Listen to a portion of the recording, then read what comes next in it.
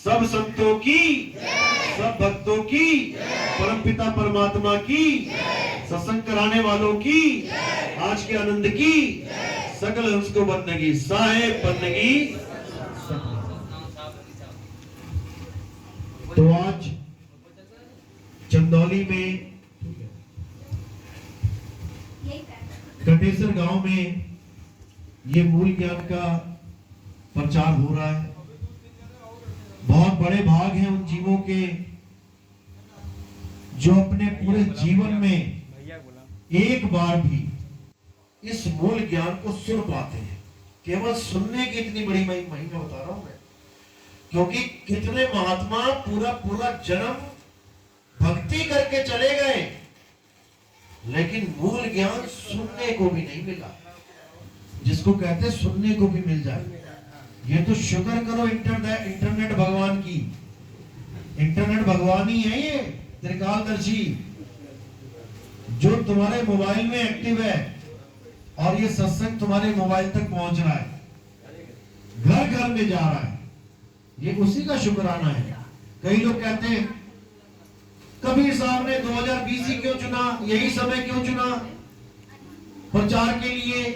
भाई इसीलिए चुना क्योंकि आज के समय में घर घर में मोबाइल है, घर घर में इंटरनेट है, और जहां पर नहीं है उसके भी किसी ना किसी आस पड़ोस में होगा, यानी बात वहां तक पहुंच जाएगी।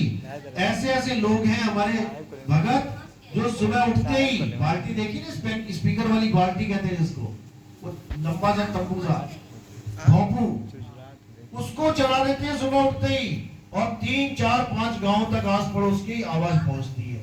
और शाम को लोग आके पूछते भैया कौन सा सत्संग चलाया था, बड़ा आनंद आया, बहुत पते की बात मिली।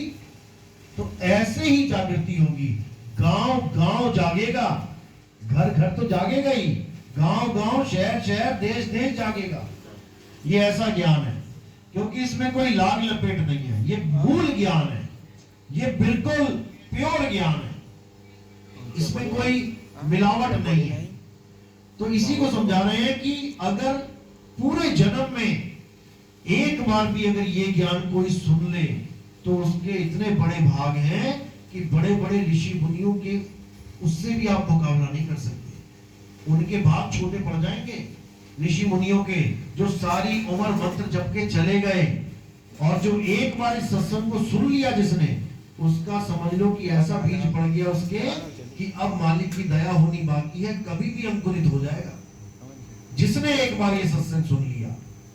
लेकिन विवेकी होना चाहिए, सत्य का खोजी होना चाहिए, और अगर ये सत्संग कोई समझ ले फिर उसका जीवन ही बदल जाता है। फिर उसका जीवन ऐसे हो जाता है जैसे कौवे के घोंसले में कोयल के बच्चे का होता है, ऐसा जीवन हो जाता है। उसको हर जगह यही दिखाई देता है, रहना नहीं देश बेगाना है, ये तो कौवे का घोंसला है, जो मेरी माँ है वो मुझे पुकार रही है, मैंने निकल जाना है। यहाँ पे आस लगती ही नहीं है। लगती कब तक है? अब जैसे किराए का मकान है, तुम्हें पता भी है कि ये मेरा नहीं है, लेकिन रोज झाड़ू लगाते हो कि नहीं लगाते हो? रोज जाले साफ करते हो कि नहीं करते हो? बाथरूम सब क्लियर करते हो कि नहीं करते हो? सब कुछ करते हो। थोड़ा सा टूट जाए तो प्लास्टर भी करवाते हो, रंग पुराना हो जाए तो पेंट भी करवाते हो, ये भी जानते हुए कि ये मेरा घर नहीं है। बस ये स्थिति हो जाती है। यानी ये दुनिया में तुम रहोगे भी, खाओगे भी, पियोगे भी, काम भी करोगे, सब कुछ करोगे, लेकिन इससे तुम्हारी वृत्ति जुड़ेगी नहीं, तुम्हें इसकी आदत नहीं पड़ेगी, तुम इसको छोड़ने के लिए हमेशा तैयार रहोगे।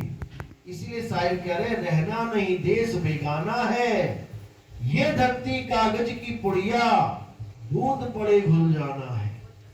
और कहे कबीर सुनो भाई साधो, सतगुरु नाम ठिकाना है। सतगुरु नाम मंत्र नहीं है कि उसको जपना है, नाम को लोग जपने लग गए हैं।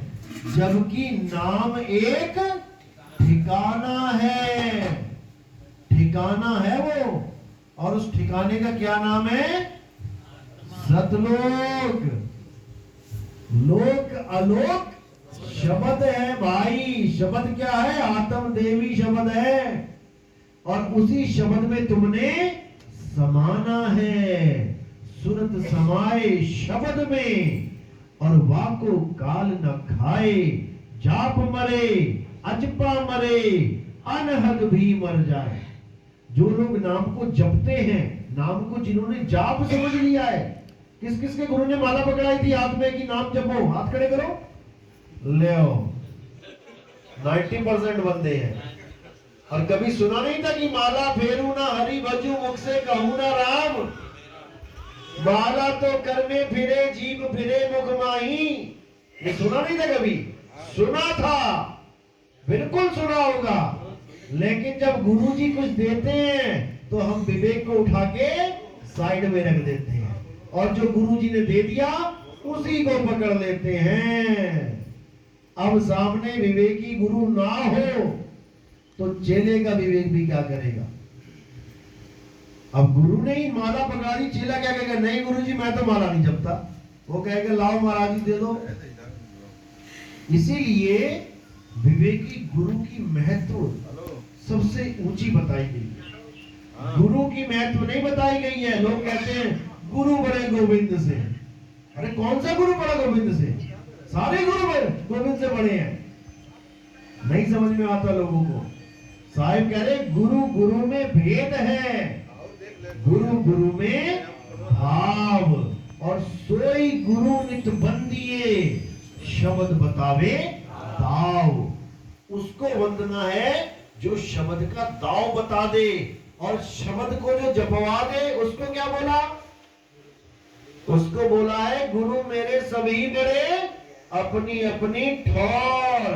शब्द विवेकी पारखी, सो माथे का मोर। यानी शब्द विवेकी पारखी, जो शब्द का विवेक करा के परख करवा दे, वो है सिर का मोर, और बाकी सब नीचे। तो इसी को साहिब ने बोला है, जो नाम जपवाते हैं उनके लिए एक खास वर्ड है। क्या है वो?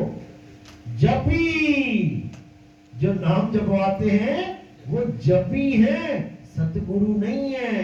अब तुम जपी को ही गुरु बना लो, वो तुम्हारी मर्जी है। तुमने जपी को गुरु बना दिया तो तुम्हारा गुरु जपी हो गया, और गुरु चेले को अपने समान बनाता है। तो तुम क्या हो गए? तुम भी जपी हो गए। अब कोई तपी मिल गया तुम्हें, तुमने गुरु बना लिया तो तुम्हें भी तपी बना देगा। कोई सन्यासी गुरु मिल गया, जंगलों में बैठा है घर बार छोड़ के, सन्यास लेके, वो तुम्हें भी घर बार छोड़ के जंगल में पहुंचा देगा। खाओ बेटा पत्ते जंगल के, यहाँ रोटी अच्छी नहीं लग रही थी।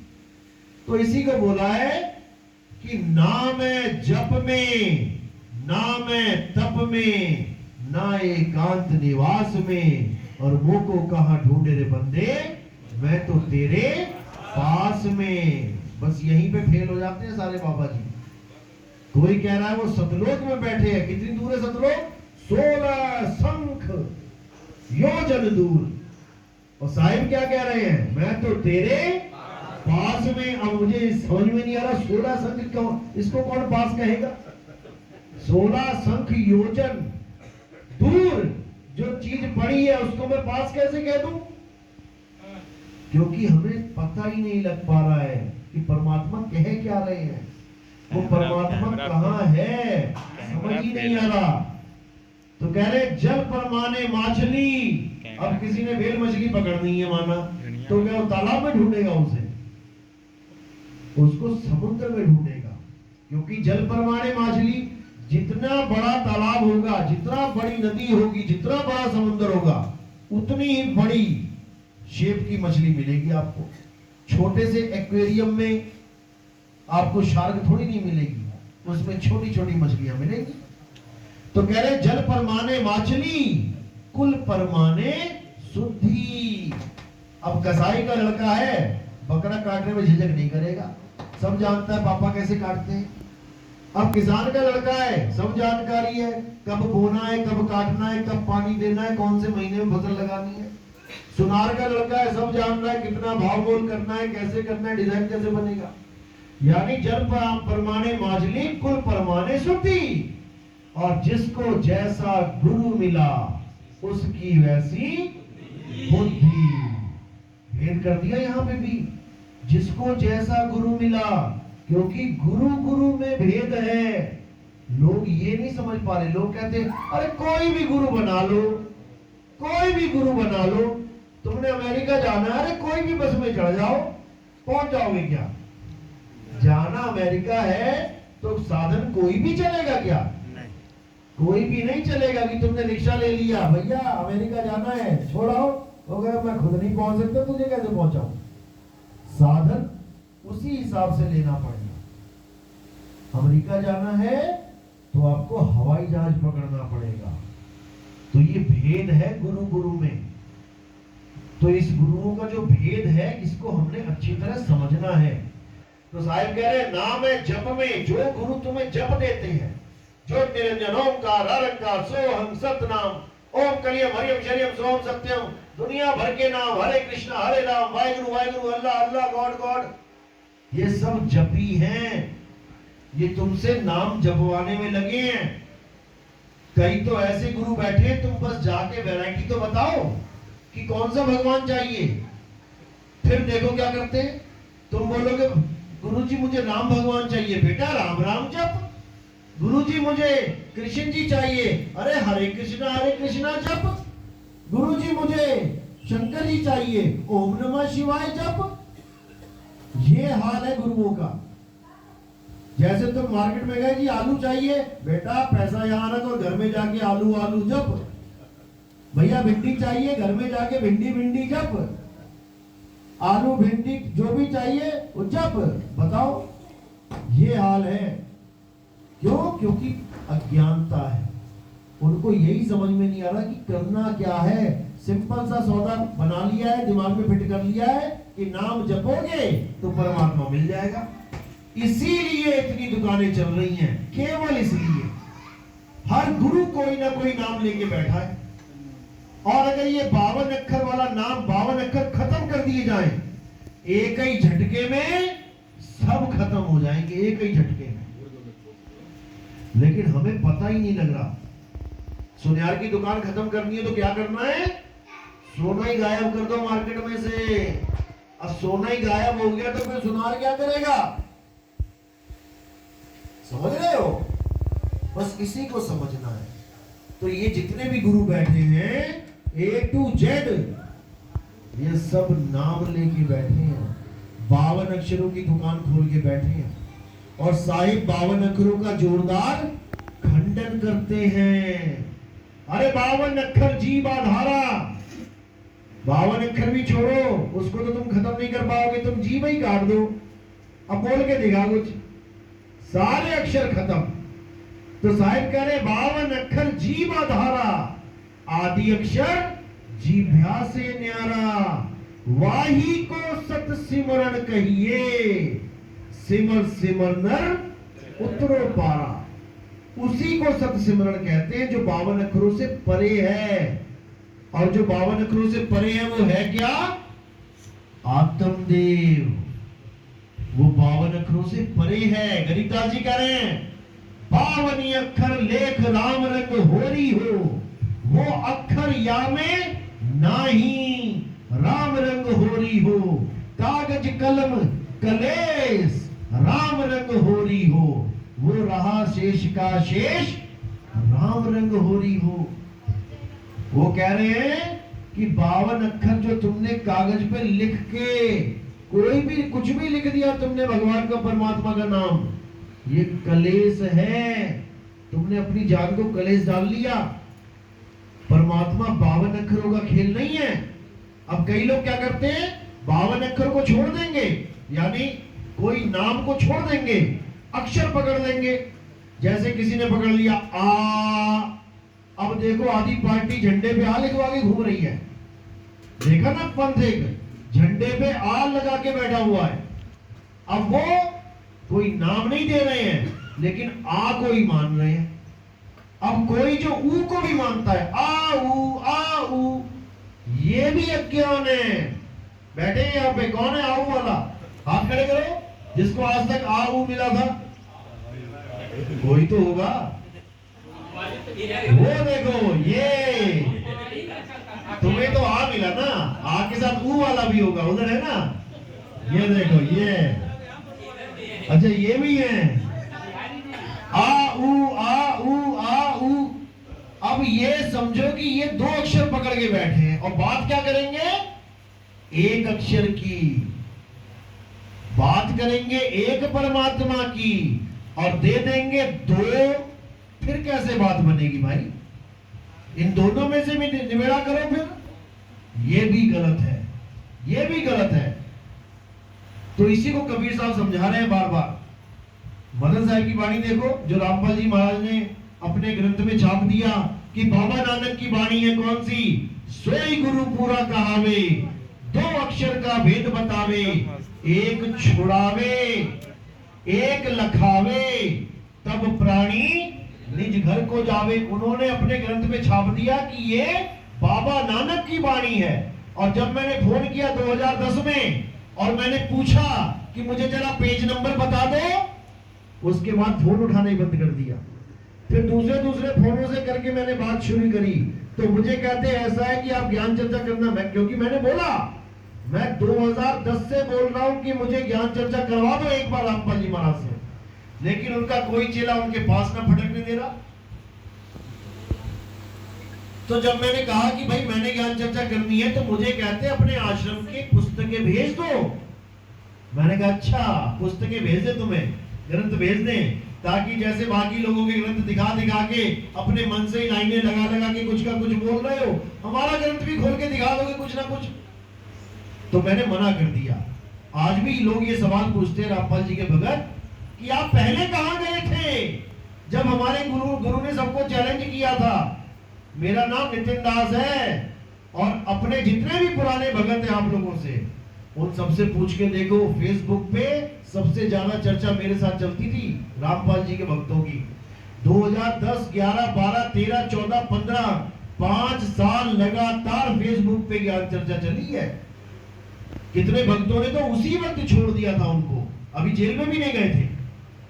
तब की बात कर रहा हूं मैं, क्योंकि लोग आज भ्रम फैला रहे हैं जी ये तो रामपाल जी महाराज जेल में चले गए इसलिए आ गया, ये सामने आ गया। अरे भाई 2010 से चल रहा हूं मैं, आज 13 साल हो गए मुझे इस 13वें पंथ को चलाते हुए, लेकिन समझ में नहीं आएगा। तो वैर विरोध किसी के साथ नहीं है, लेकिन जो सत्य है वो सत्य ही है। ये एक बेस था, ये बेस था, यानी ये निचले स्तर की एक पढ़ाई थी। इसको भी हम संतों ने एक नाम दे रखा है। क्या नाम है इसका? पवित्र ज्ञान।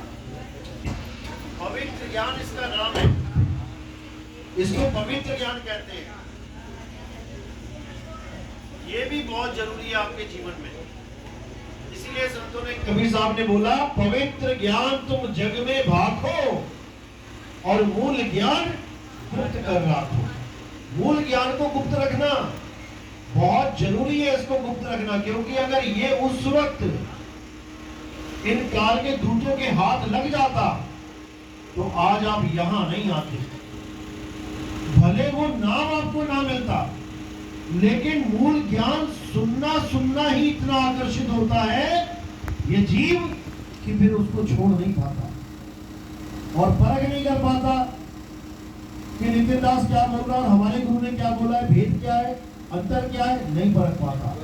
तो तुम्हें ये लगता है अरे हमारे गुरु भी यही बोलते हैं, हमारे गुरु ने भी तो यही बोला है, विदे नाम, अकय नाम, अमी नाम, यही तो बोला है। इसीलिए कबीर साहब ने मना कर दिया धर्मदास जी को कि धर्मदास मूल ज्ञान मत खोलना। तो कहते हैं पवित्र ज्ञान तुम जग में भाखो, मूल ज्ञान गुप्त कर राखो। मूल ज्ञान बाहर जो पढ़ी, बिचली पीढ़ी हंस न तरही। मूल ज्ञान तब लग छुपाई, जब लग द्वादश पंथ ना मिट जाए। द्वादश पंथ कौन सा है? 12वां पंथ। किसका है ये? गरीबदास जी महाराज का, उसमें जो पढ़ाई जाती है वो 12वीं क्लास का है सारा ज्ञान। अब जो 12वीं क्लास की पढ़ाई करवाए आपको, वो कौन सी क्लास का गुरु है? 12वीं का। जो आपको गरीबदास जी महाराज की आरतियां, उनके मंत्र, उनके ग्रंथों में जो ज्ञान है, सारी भक्ति विधि वही समझाए कि वही करना है। तो 12वां पंथ कौन सा है? गरीबदास जी का। जो गरीबदास जी के मत के अनुसार, जो उस पंथ के मत के अनुसार भक्ति करेगा, वो 12वीं क्लास का ही बच्चा है। लेकिन उन्हीं ग्रंथों में मूल ज्ञान की पढ़ाई भी कोड वर्ड में दी गई है। वो कोड वर्ड 12वीं क्लास का गुरु नहीं खोल सकता। वो सारे लॉक 13वीं क्लास का यानी कॉलेज का लेक्चरर खोलेगा। इसीलिए साहिब ने बोला कब खोलना है ये ज्ञान? जब 12वां पंथ खत्म हो जाएगा। कब खत्म हुआ? 11 अक्टूबर 2018 को उन महात्मा जी को जेल हो गई और 12 को वो शिफ्ट हो गए जेल में। और 13 अक्टूबर 2018 को इस मूल ज्ञान का उदय हुआ। उदय का मतलब ये नहीं है पहले नहीं चल रहा था, समझो इस बात को। हाँ, उसका उजागर हुआ, जैसे सूर्य उदय हुआ। इसका मतलब ये नहीं उदय होने से पहले सूर्य था ही नहीं। सूर्य था तभी तो उदय होगा, यानी उजागर में आना। मदन साहिब का ज्ञान तो पहले से ही है, तभी तो ये वाणी तुम्हारे ग्रंथों में आई है। राधा स्वामी वालों ने अपने ग्रंथ में छाप रखी है, सोई गुरु पूरा कहावे, 2 अक्षर का भेद बतावे। और देते क्या है? 5 नाम। मैंने पूछा वहां कम से कम 25-30 पाठियों से मेरी ज्ञान चर्चा हुई। मैंने पूछा मुझे ये 2 अक्षर का भेद बताओ। कहते ये पार ब्रह्म में मिलेगा जाके, क्योंकि वहां लिखा हुआ है कि ये 2 अक्षर पार ब्रह्म में मिलेंगे जाके। तो मैंने उनको बोला कि भैया बताओ फिर इन दोनों में से जो मिलेंगे छुड़वाना है अगर, तो 2 क्यों मिल रहे हैं? एक ही मिल जाए। पार ब्रह्म में 2 अक्षर मिलेंगे और उसमें से भी एक छुड़ाना है, तो छुड़ाने वाला भी क्यों मिल रहा है? वो एक ही मिल जाए पार ब्रह्म में। बोलती बंद हो गई, आवाज नहीं निकली उनकी। मैंने उनसे यही पूछा कि कोई है जिसको पार ब्रह्म में वो 2 अक्षर मिले? पूरी संगत में 10 करोड़ आदमी है उनकी संगत में। इन 10 करोड़ में कोई एक बंदा है जिसके ये 5 नाम छूट गए हो? क्योंकि जब 2 अक्षर का भेद ही मिल गया तो सारी भक्ति खत्म, रिजल्ट ही मिल गया उसको। जवाब नहीं आया। उसके बाद अपने बाबा जी को फोन कर करके पूछा गया। वहां पे 25 पाठियों ने पिछले साल में रिजाइन दे दिया। 25 पाठियों ने टोटल मिला के भारत में हड़कंप मच गया वहां पे। अब उनके सत्संग देखो, सारे सत्संग ही बदल रहे हैं। अब इनके जितनों के भी तुम सत्संग देखो यूट्यूब पे, अब सारी हमारी भाषा बोलेंगे। तो रास्ते में आते आते धर्मदास पंथियों का, धर्मदास के वंशजों का एक सत्संग सुना। मेरा सत्संग एक लाइन डिक्टो कॉपी कंप्यूटर से बुलवा रहे हैं। आवाज भी अपनी नहीं दे पाए, दे ही नहीं सकते, पकड़े जाएंगे। पूरा सत्संग मेरा एक लाइन अपने YouTube चैनल पे डाल रखा है। क्योंकि अब कबीर साहब ने बोला था, ये नहीं बोला कोई साहब ने कि केवल पंथ ही चलेगा। कबीर साहब ने ये भी बोला है कि मिलावट करने वाले भी आएंगे और इस पंथ में घुसने की कोशिश करेंगे, लेकिन उनकी मिलावट करने नहीं दी जाएगी। ऐसा नहीं कि हमारे पंथ में मिलावटी नहीं बैठे हैं, हमारे पंथ में बैठे हैं। 2023 जो मैंने बोला था, ऐसी थोड़ी नहीं बोल दिया मैंने कि 2023 में कईयों के रिजल्ट निकल जाएंगे। जो भी भक्ति के अलावा कोई भी हरकत करने के लिए इस पंथ में आएगा, गुरुवाई करने के लिए या उगाही करने के लिए, उगाही यानी पैसा इकट्ठा करने के लिए, ऐसे भी लोग आ चुके हैं हमारे पंथ में जो तुम्हें कंपनियों के स्कीम बताएंगे, बिटकॉइन के बारे में, उसके कॉइन्स के बारे में बताएंगे कि पैसा लगा ले, 2 लाख लगा ले, 5 लाख लगा ले, 10 लाख बन जाएगा। भी ऐसे भी बैठे हुए हैं और इनकी भी खबरें पहुंच रही हैं।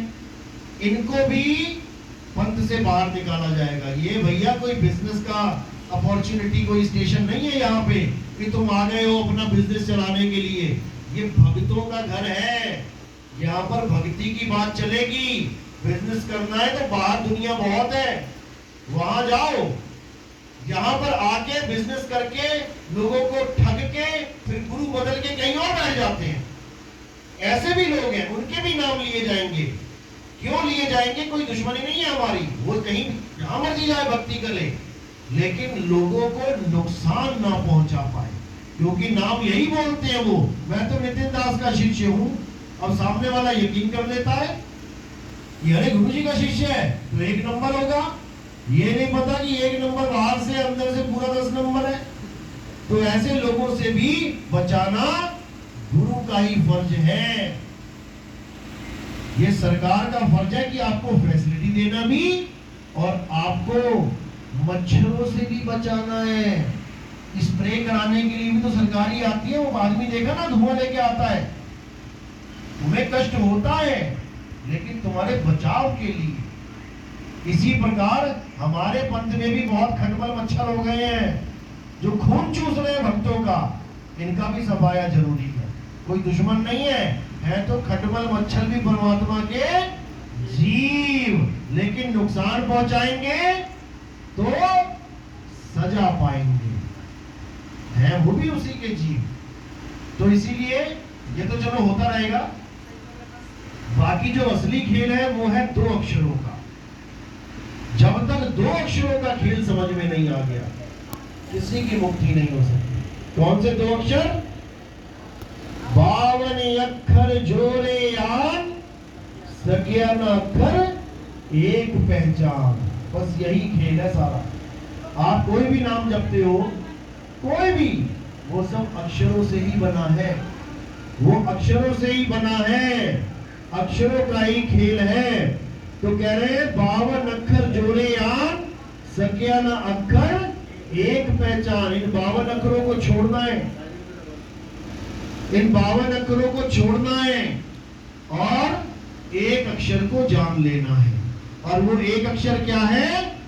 आत्म स्वरूप ही वो अक्षर है जिसका कभी नाश नहीं होता। अक्षर का मतलब होता है अविनाशी।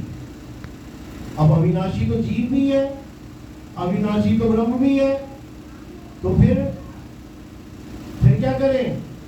इन तीनों में भी जो अविनाशी है वो आत्म देव के लिए संकेत किया गया है। कोई जीव को ना समझ ले, क्योंकि अक्षर गीता में भी बोला गया है कि 2 प्रकार के पुरुष हैं, एक क्षर पुरुष, एक अक्षर पुरुष।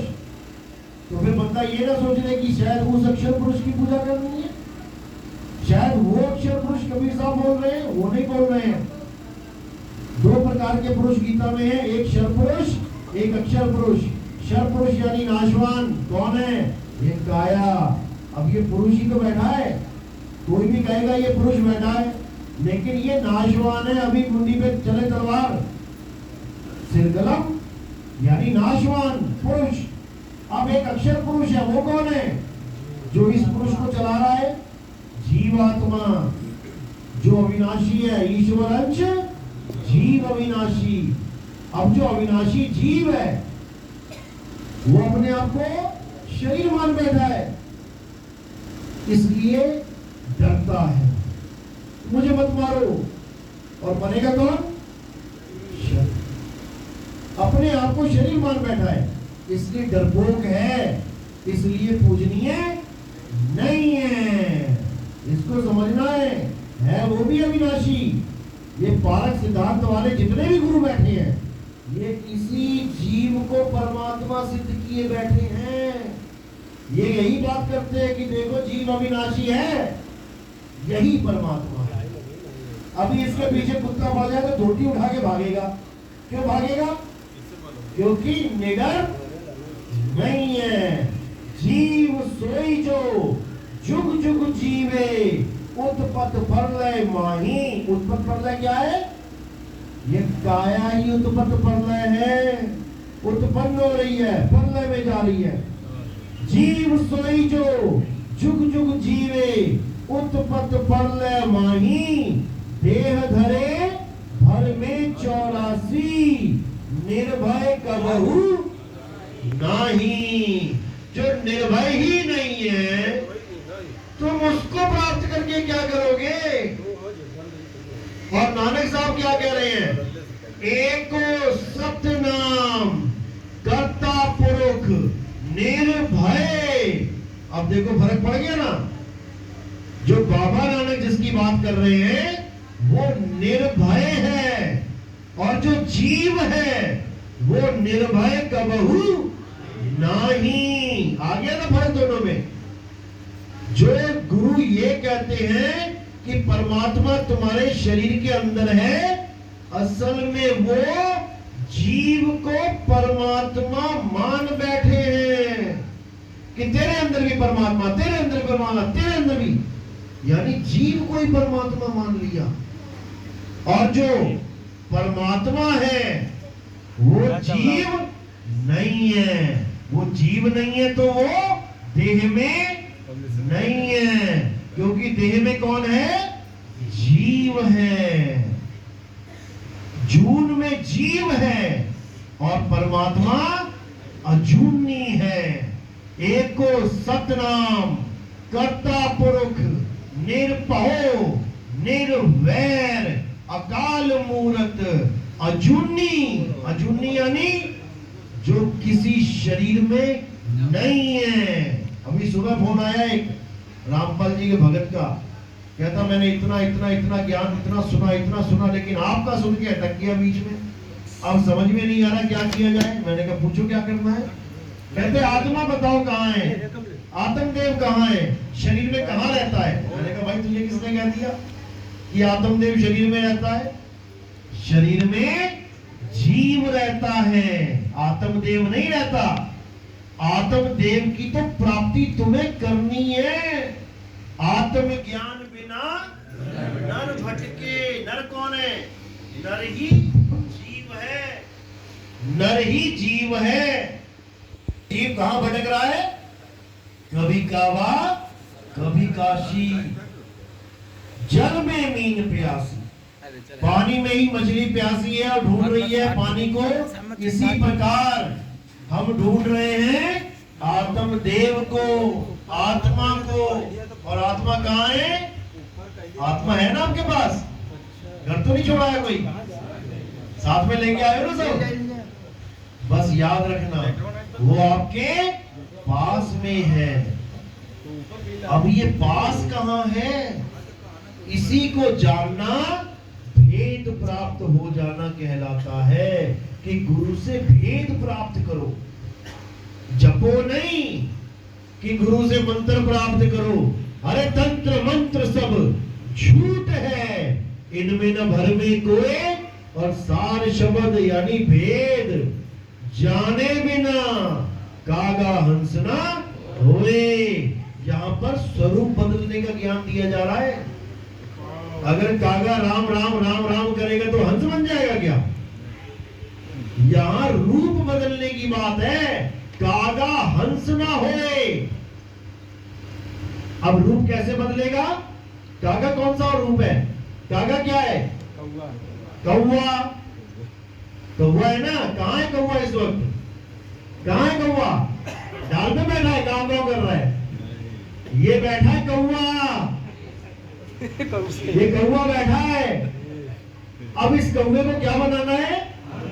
हंस बनाना है। कागा से हंसा किया और करत न लागी वार। बिल्कुल देर नहीं लगेगी।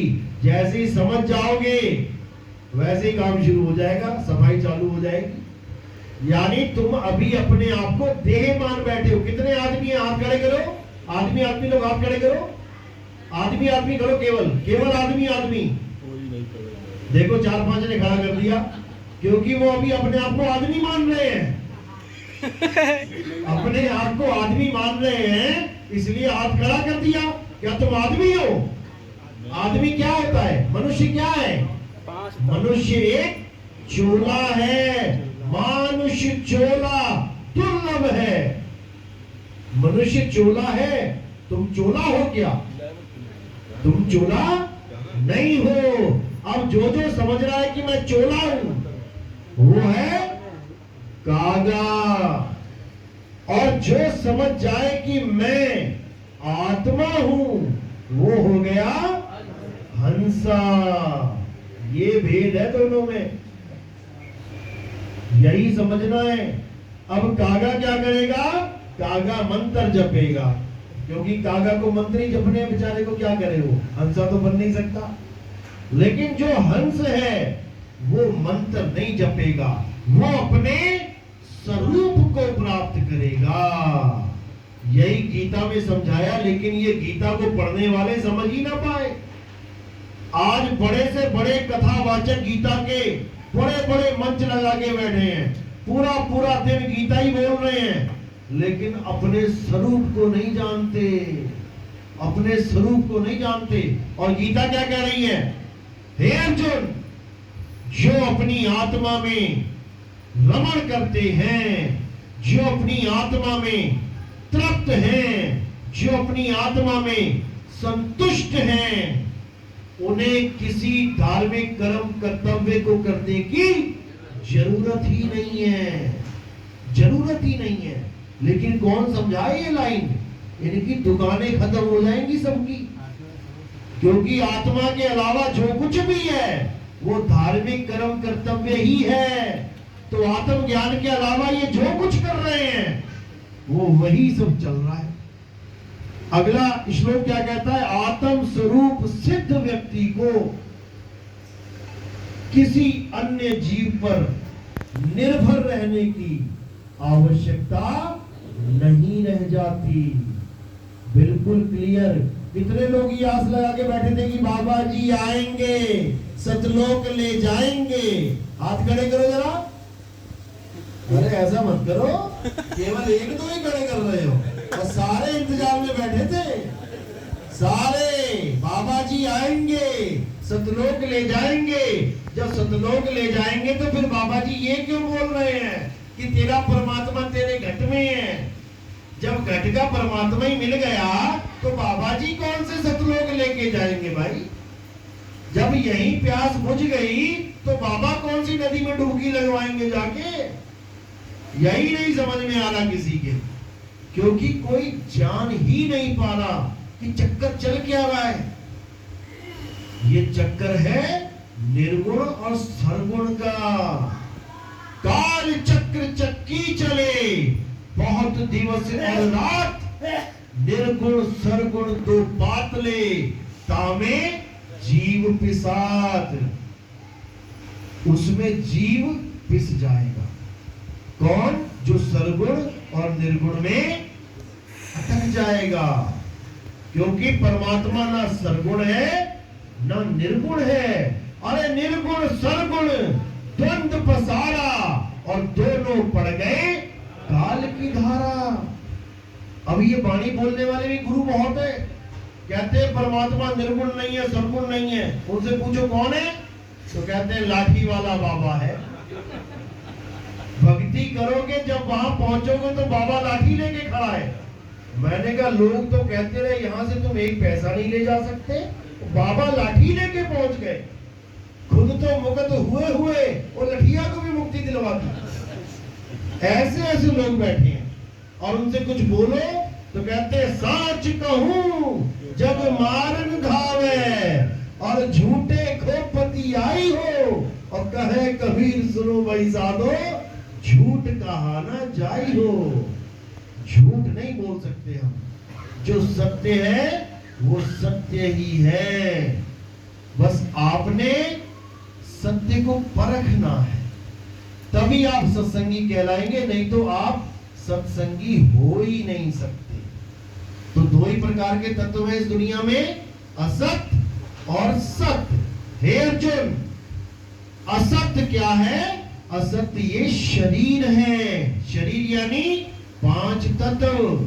जब ये पांच तत्व असत्य हैं तो सारा संसार नजर घुमा के देख लो, क्या है? पांच तत्व है, तो सारा संसार ही असत्य है।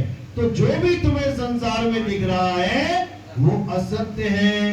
तो कृष्ण जी कहां दिख रहे हैं? संसार में राम जी कहाँ दिखे? संसार में हनुमान जी या कोई और गुरु पीर पैगंबर, यहाँ तक कि मैं भी दिख रहा हूँ संसार में, यानी यहाँ सत्य कुछ भी नहीं है। अब जो नहीं दिख रहा है उसको भी जान लो। हे अर्जुन, आत्मा ही सत्य है, केवल आत्मा सत्य है। जो तुम देख सकते हो अपनी आंखों से वो सत्य नहीं है। गो गोचर जहां तक मन जाई तहां लग माया जानो भाई। तो भैया गुरुजी का शरीर भी तो मैं इन आंखों से देख रहा हूं, वो सत्य कैसे हो गया? लेकिन भाव के चक्कर में आके असत्य को बंदा सत्य मान लेता है। इसीलिए कबीर साहब ने अपनी भक्ति को क्या बोला है? हमारी भक्ति भावातीत है। तुम्हारे भाव का अचार नहीं डालना हमने कि तुम्हारे भाव हैं जी। कई लोग कहते हैं आप कबीर पंथी हो, कबीर साहब की मूर्ति नहीं पूजते। मैंने कहा उससे क्या होगा? अरे भाव होते हैं। मैं कहा अच्छा, तुम्हारे भाव होते हैं, और जो राम जी की मूर्ति पूज रहा उसके भाव तुम कहते हो काल का दूत है, ये पत्थर पुजैया है। तुम क्या हो? तुम भी पत्थर पुजैया हो। कबीर साहब ने ये नहीं बोला कि राम जी की मूर्ति को, श्याम जी की मूर्ति को घर से निकाल दो। कबीर साहब ने बोला पाथर पूजे हरि मिले। चाहे कबीर साहब की भी पत्थर की मूर्ति बनी हो, 2 फुट की छोड़ो 2000 फुट की बनी हो, तब भी तुम्हारी आरती की थाली उस पत्थर के आगे नहीं घूमनी चाहिए। तब तुम विवेकी पुरुष हो। हाँ, किसी प्रोग्राम में चले गए तुम, जैसे कोई धार्मिक समाज जो जानते ही कुछ नहीं है, अब तुम्हें बना दिया चीफ गेस्ट, तुम्हारे हाथ में दे दी थाली। अब तुम्हें क्या करना पड़ेगा?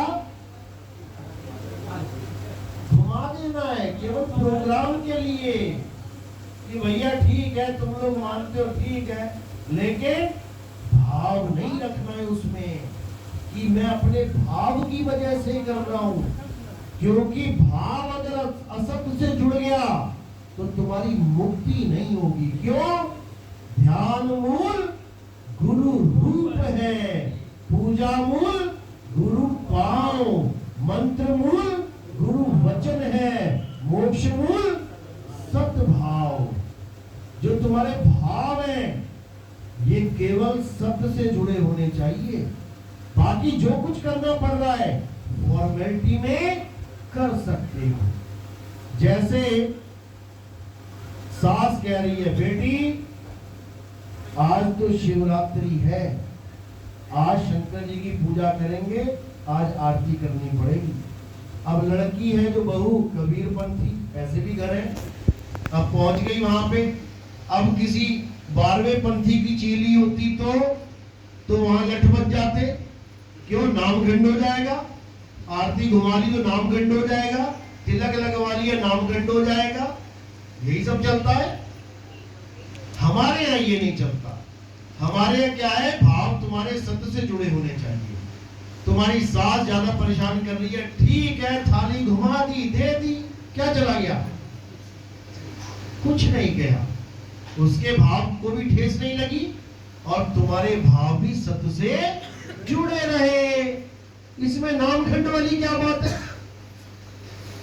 एक पड़ोस में एक छोटा सा मकान बनना था, मैं वहीं था। एक भगत आया मकान बनाने के लिए, वो क्या नाम है, मिस्त्री था। अब वो उन्होंने शुरू में पूजा पाठ करते हैं, मिस्त्री के हल्का सा चंदन लगा दिया, वो लाल सा क्या होता है। मिस्त्री तो तितर हो गया, वहां से भाग गया एकदम। कहता भाई मकान तुम्हारा बाद में बनाएंगे, पता लगा मुझे गाल खा जाए। जाके नाम शुद्ध करा के आया पहले। 3 घंटे लगा दिए उसने आने जाने में, नाम शुद्ध करा के आया कि जी टीका लगा दिया था, किसी ने नाम खंड हो गया। बताओ, अरे कमाल के लोग हैं, गजब ही हो गया है। तो ऐसा भाई कुछ नहीं होता है। नाम अखंड और सब खंडा, सार शब्द गर्जे बरमंडा। इतना समझ लो कि नाम कभी खंड हो ही नहीं सकता। तुम्हारी मर्यादा खंड होती है, दारू पी लिए, मीट खा लिया, उस मर्यादा को संभालो तुम बस। नाम को क्या कोई खंड करेगा? नाम कभी खंड नहीं होता, क्योंकि ये लोग नाम को जानते ही नहीं है कि नाम क्या चीज है, इसलिए लग जाते हैं बोलने नाम खंड हो गया, नाम खंड हो गया।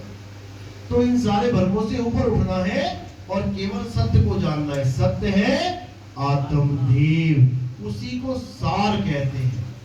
कई लोगों को भ्रम है कि सतनाम अलग होता है, सार नाम अलग होता है। अरे भाई, सत्य ही सार है।